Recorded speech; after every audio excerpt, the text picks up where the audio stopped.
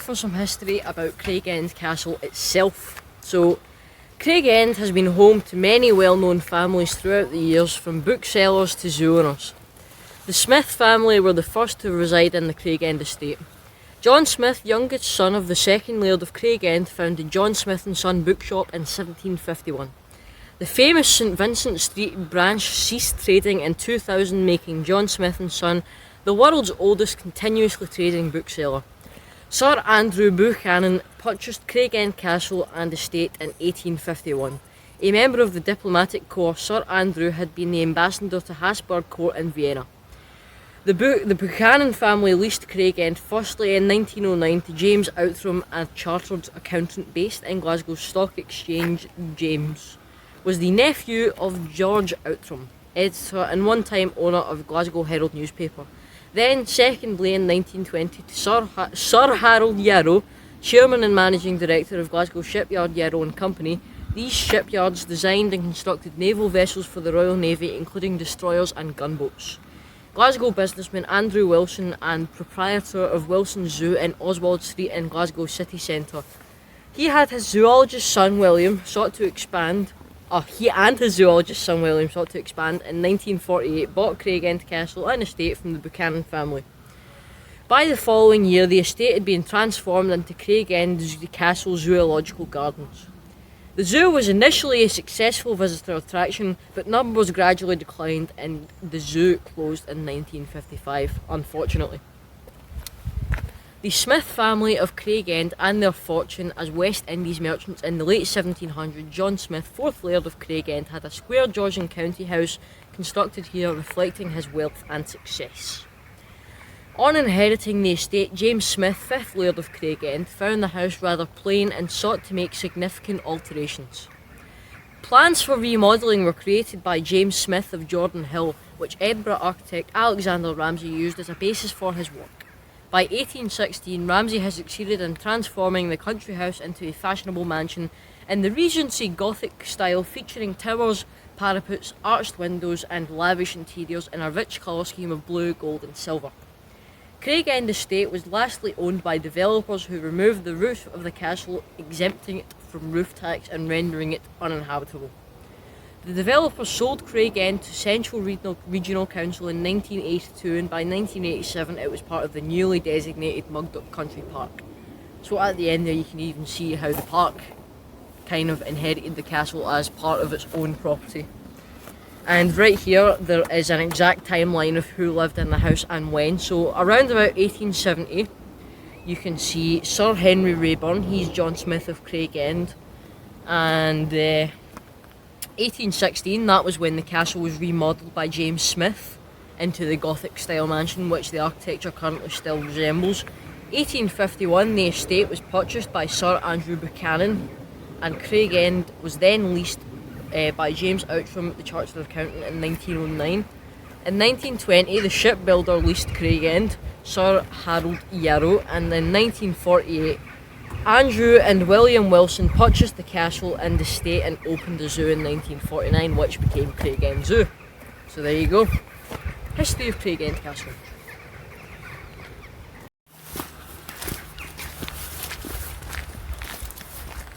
This is one of my absolute favourite parts of the whole walk, I think. Why is that? Well, if you look around, it's beautiful. Yeah, I mean, nice. There's thick forest and woodland on one side, and on the other side it's kind of not quite barren, but there's much thinner greenery. Yeah, coming into autumn, it's absolutely gorgeous. Absolutely. All the golden colours, the browns, soon get the reds coming out as well. It's absolutely beautiful here in the winter as well, even when the trees are bare, because it's just something about Mugdock in general. It doesn't matter what season it is, how the greenery looks, it's always pleasing. Oh, it's lovely.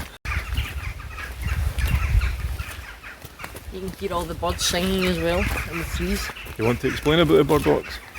The bird boxes are put up on the trees because sometimes in the autumn and the winter there is not much around, not many insects or worms or anything after the birds, so the boxes give them a warm place to shelter, and there's usually seed or fruit or berries inside where they can shelter from the snow and the wind, as is often the case in Scotland, which is where we are at the moment.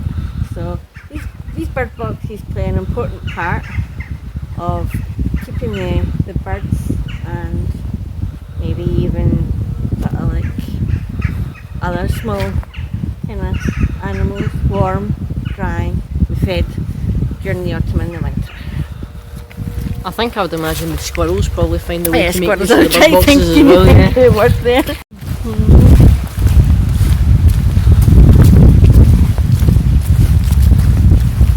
Oh, a lovely breeze knocking all the leaves off of the trees. You Yeah. can see them falling in the up ahead of the path there. If you notice, there's a lot of little saplings have been put up. If my memory serves me correct, it's obviously a well-maintained park, so it is in essence an area of conservation. If you look to the right of the path, you'll notice that there's a lot of dead wood and kind of where you would expect shrubbery and other things to be. But I believe, I can't remember what year it was, but the council of Mugdock Country Park came in and essentially cut down the shrubbery for, I believe it was because they were invasive rather than native. The rhododendron. Rhododendrons. There was lots and lots of rhododendrons, and in their place they essentially planted all of these little saplings, and hopefully in 10, 15, 20, maybe even 30 years they will have grown into trees and this little area will be lush again. Now if you look right to the rear, where the hedge is, where just before it goes onto the field, I'll take you up a bit closer, you'll notice that there's some intertwining of the fence there, using, I don't know what kind of wood it is, maybe somebody would like to research that themselves. Now this goes all the way down the park. Decorative obviously, don't know any other reason for building that, but there you go, I'll just give you a quicker look at it, another close up.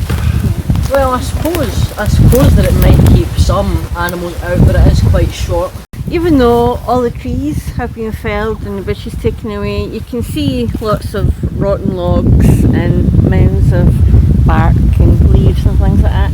These can still provide extremely useful shelter and food for a lot of the little insects like ants and bugs and ladybirds and all the rest of it. So they're still being very useful in an ecological manner for all of the other insects that are still around. And Muckdock is a place where you can bring your children at any age and you can teach them all about these things. So you have all the trees, all of the varieties of trees, you have the open fields, you have all the structures, fields where they do, in the summer months you can see people doing archery and all sorts of stuff. They have a wonderful garden centre up top and a play park for the children, so it can be a whole day out.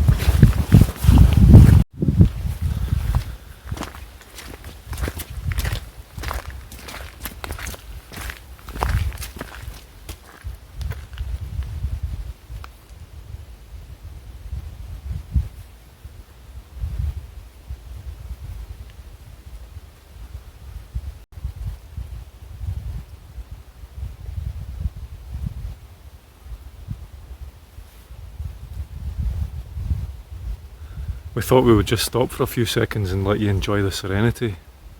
It's so quiet here, but it does get busy in the summer months and at weekends it's quite busy. Although I wouldn't say overly busy. Busy enough. It's not unpleasant, it's just sometimes walking through when there's nobody else it can be just perfect.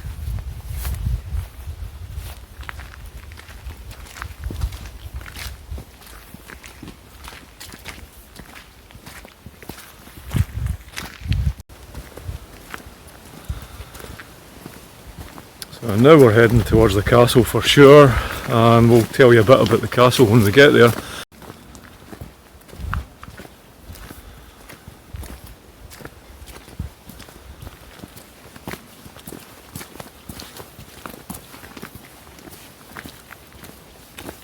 Now we could walk on there. If you see a sign, that takes us to the East and South Lodge car parks. And this one that we're about to take takes us to Mugdock Castle. This route's known as the History Trail as well because of the historical significance of this route towards the castle. I can't remember exactly what it is, but if I remember, there is quite a lot of medieval and Renaissance era history to do with Mugdock Country Park before it was a country park or any kind of property of that degree essentially.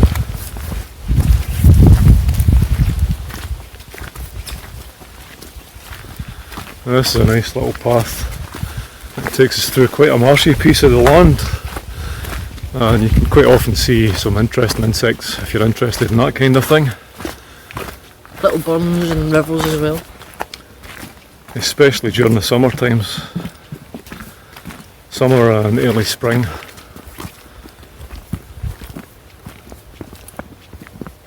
Here's the boardwalk. Just watch you don't fall in. I know.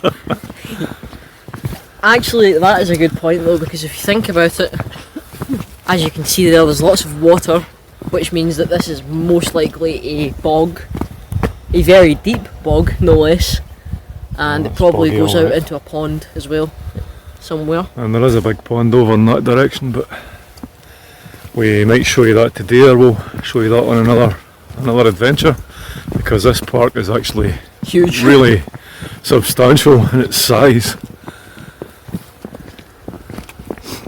I mean, we came here for many years before, and we thought we'd explored a lot of it until we came along one day and we discovered something completely new, and it's like, oh wow. Yeah.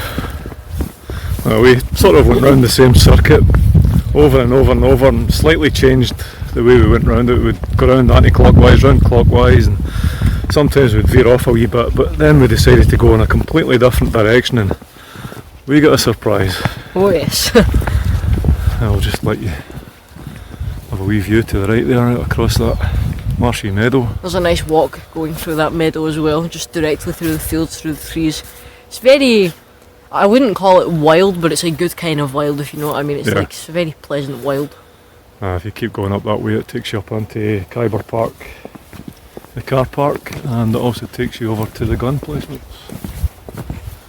And again, more on that later. We have a very interesting story from down that way. Go for it. Alright then, I'll tell it. Well, we were up at the castle itself. Which is just up there, just behind up there. this bunch of woods. There's a section of the wall where there are essentially archery holes. The archers of the castle would have sat, and they would have essentially been ready to fire anything coming from that direction and up before there was a bog there. There was this gentleman on a mountain bike. He was cycling along the path and then he veered off onto here. Now, since we had a good view from up there of the trees, etc., we watched him coming onto the path, and the next thing you know, he goes on to the mud, the thick mud, and then, you know, to our surprise, he had a tumble. He was alright, he got up quite quickly, had a bit of a smile on his face, and I don't think we said anything, but we had a bit of a laugh about it as well. So it was funny, but the poor chap could have hurt himself. Why? I mean, fortunately he didn't. He could even be watching this for all we know. Well, had he hurt himself, we would have went down and helped him, and on the way down we would have phoned the emergency services. Absolutely. But that was a fun day. That was a fun day. You can see a part of the wall of the castle buildings up here. That'll be part of the gardens at the rear. Just give you a wee zoom in. You can see the wall going along that way to the right. And although most of the extra details on top of the tower are gone, up there would have been a parapet, and when we get around the front you'll see there would have been various different spots for archers to point out the windows and get various enemy troops coming up the trails as well. And on top there you can see the Scottish flag, which is a very good little bit of patriotism, I suppose, for the castle. As you can see there, as we begin to come around, there is one archery spot just between the two windows there. And as you can see, there are also two regular old windows, so in there I'd imagine would either be a dining room, a meeting room, or maybe even a prison, although I don't necessarily know the exact blueprints of the castle. because I have not looked at them in a few years. Now as we get closer, you'll begin to see that there are two walls here. I think they used to be much taller than that, but not to the degree of absolutely, you know, blocking out the rest of the castle's architecture, because it was a very, very important strategic point for Scotland at the time. And as we get in here, you will begin to see more about the castle itself.